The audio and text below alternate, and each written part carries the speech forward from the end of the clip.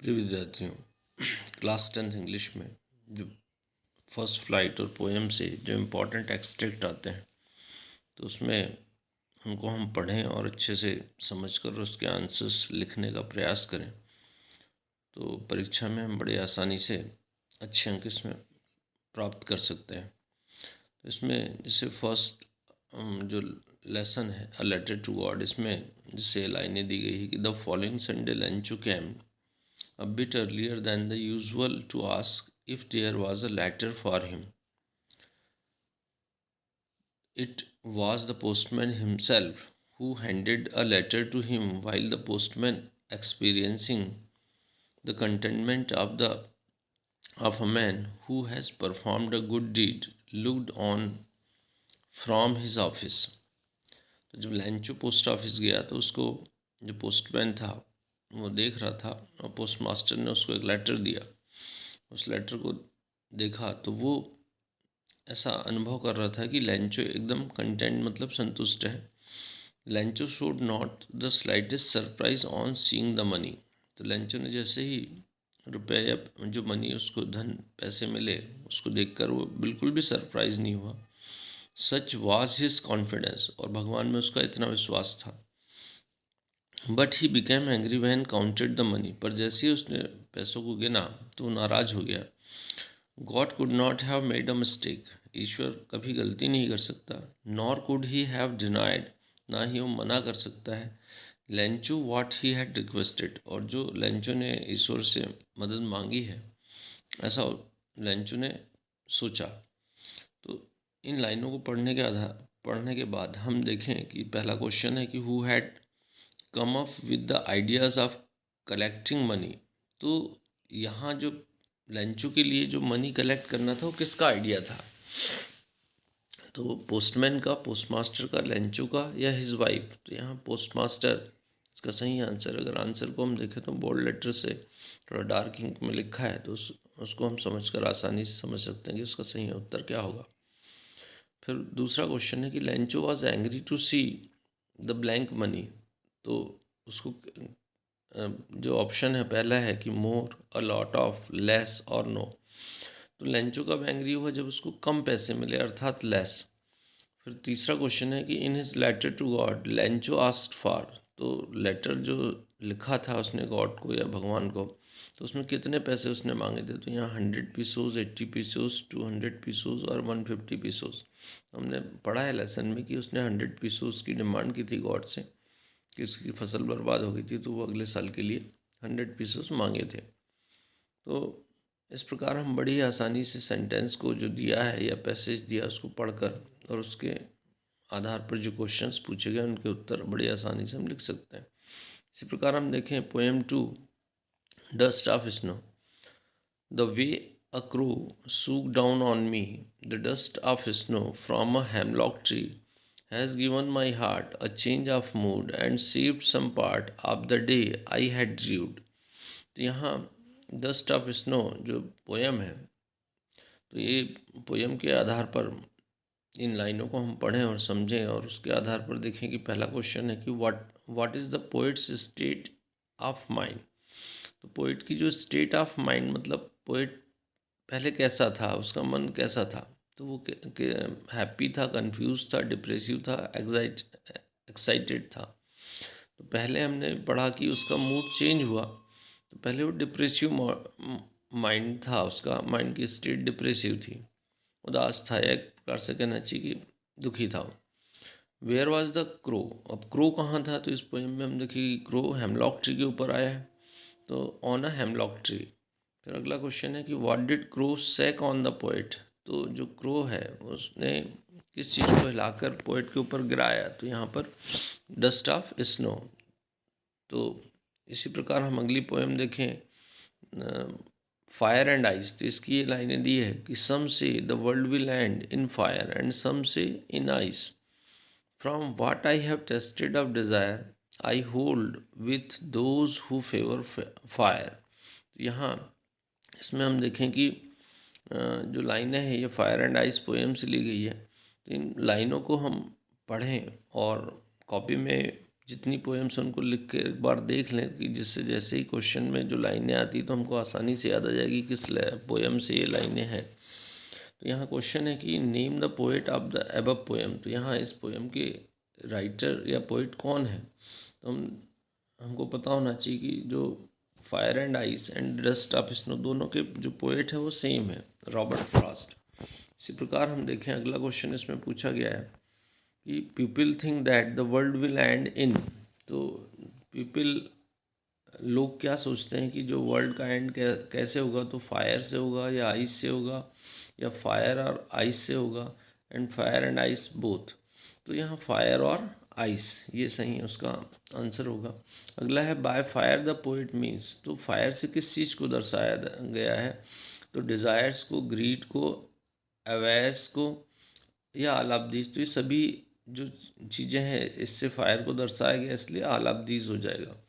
Next है फिर अगला जो पार्ट है उसका पोएम का कि but if it had to perish twice. अगर दुनिया को 2 बार अगर समाप्त होना हो, I think I know enough of hat.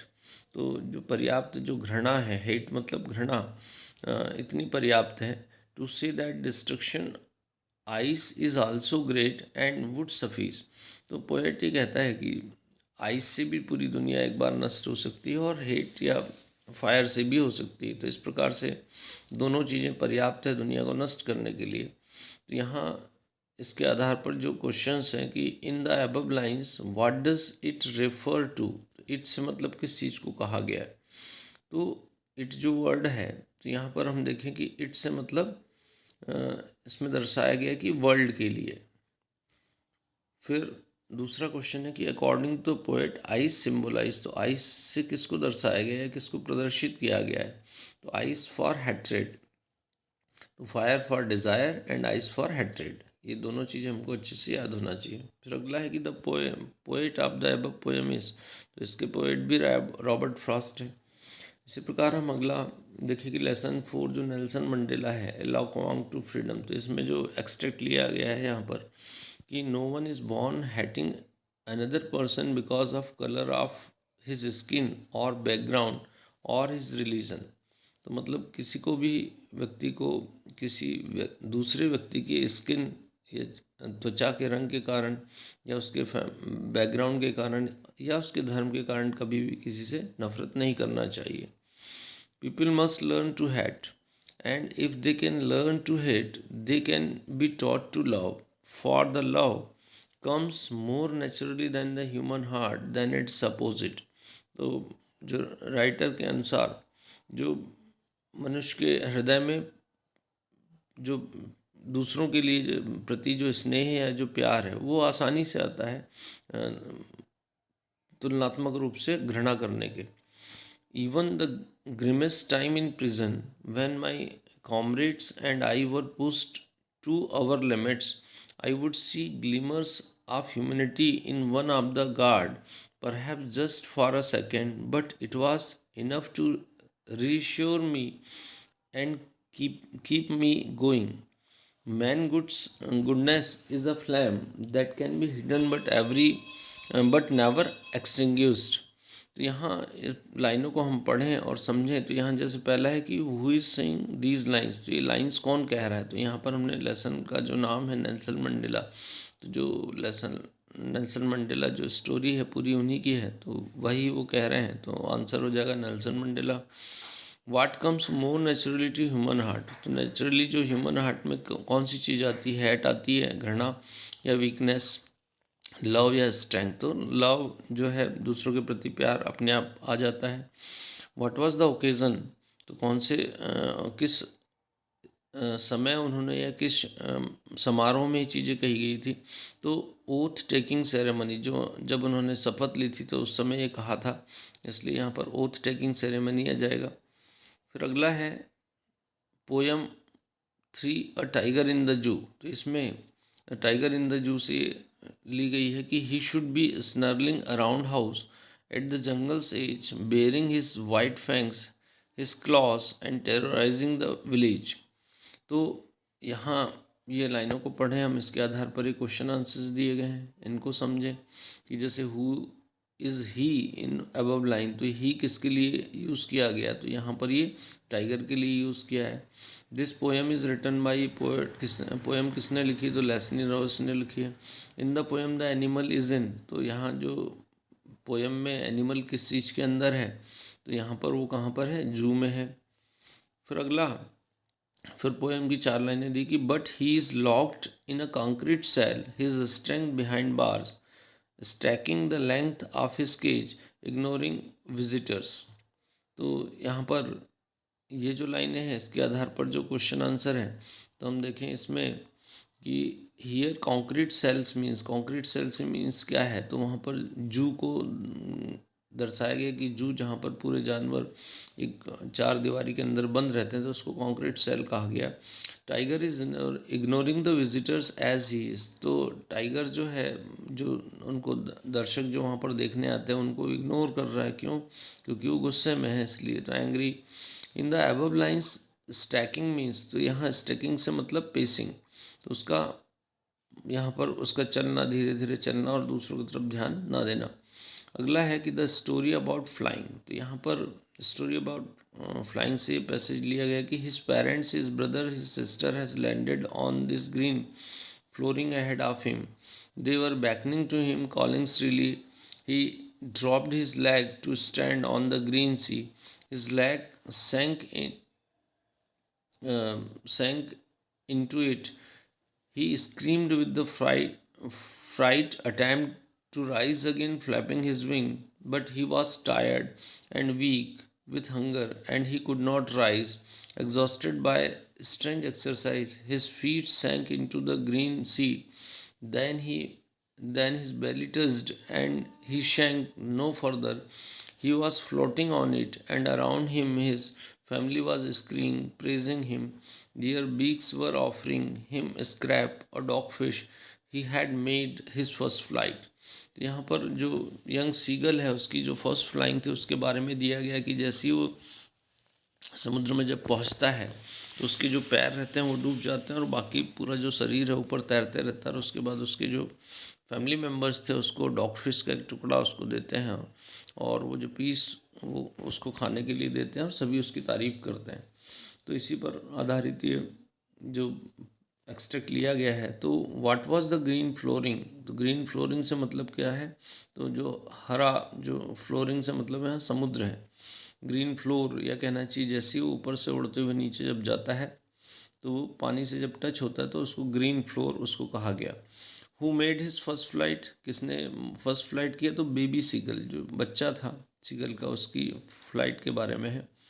अगला है कि what did the family feast on to celebrate seagulls flight, तो यहाँ पर feast on the celebrate seagull flight, तो यहाँ कौन सी फिश उसको दी गई, तो डॉग फिश।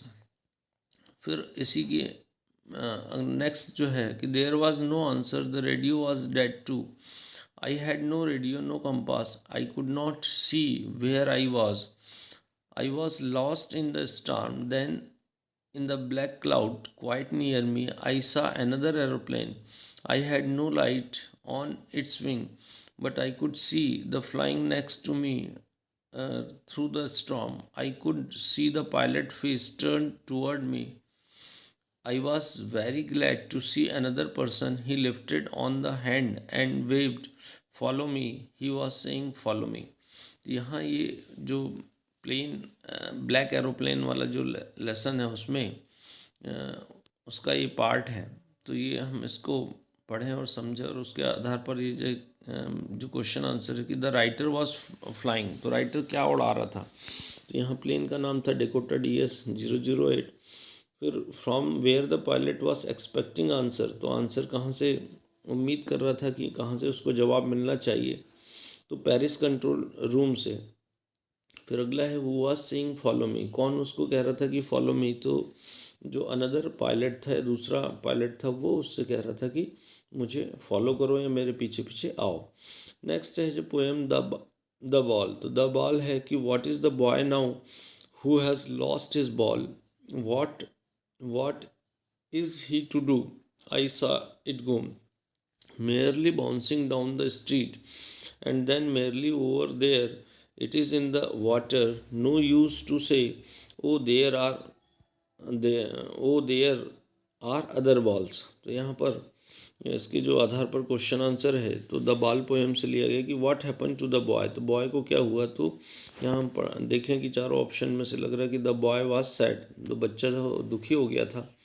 इसी प्रकार हम अगला क्वेश्चन है कि which word means same as merely, merely के जैसे ही मिलता जुलता वर्ड और कौन सा है। चीयरलेसली, अनहैप्पी, जोयली, मिजरेबली। तो यहाँ पर जोयली जो है वो आ जाएगा।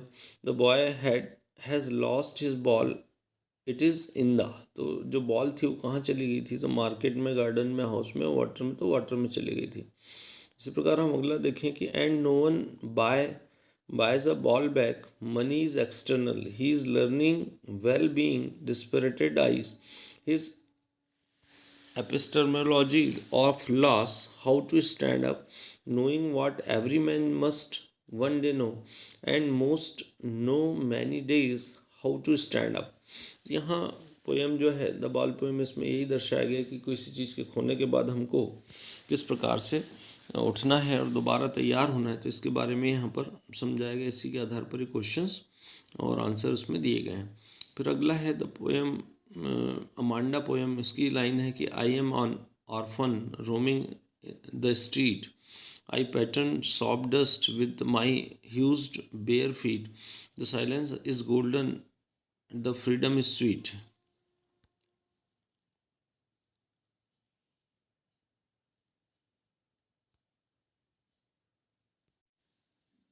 इसी प्रकार हम पोएम 8 से देखें द अमांडा।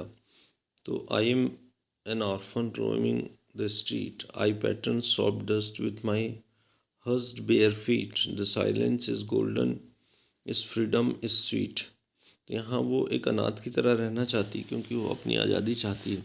इस पर आधारित ये पोएम और इस पर आधारित क्वेश्चन आंसर हैं। इसी प्रकार हम आगे और पैसेज और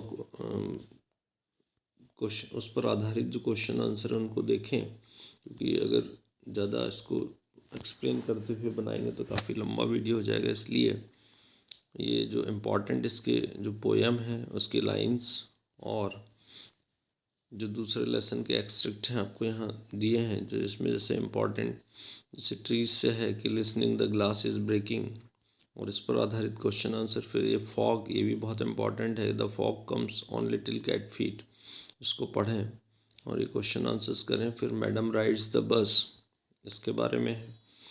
फिर अगला जो पैसेज है the tale of custard dragon, इसकी ये लाइनें दी गई है, इस पर आधारित क्वेश्चन आंसर है।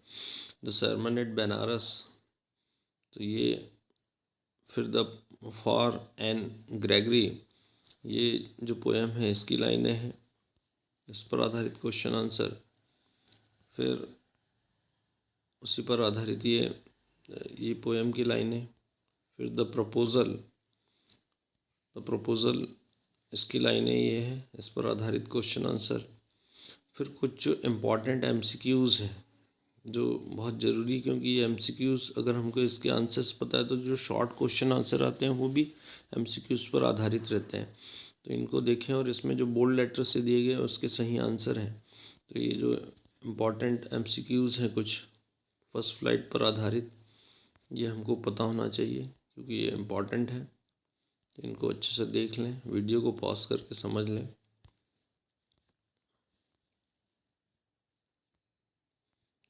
तो निश्चित रूप से इतने अगर हम तैयारी कर लेते हैं तो हमारा जो सेक्शन डी है जो उसमें एमसीक्यूज क्वेश्चन वाला वो आसानी से बन, जैसे कुर्ग इज़ फेमस फॉर, तो कुर्ग किसके लिए फेमस है, तो कॉफ़ी के लिए। तो जो इसका सही आंसर है बोल्ड लेटर से डार्क इंक से लिखा है, आपको आसानी से वो समझ में आ जाएगा। तो जो इम्पोर्टेंट चीज़ें थी आपको देने का प्रयास किया गया है, इसको अच्छे से पढ़ें, समझें और परीक्षा की तैयारी करें और जिससे अच्छे से अच्छे अंक आप ला सकें। धन्यवाद।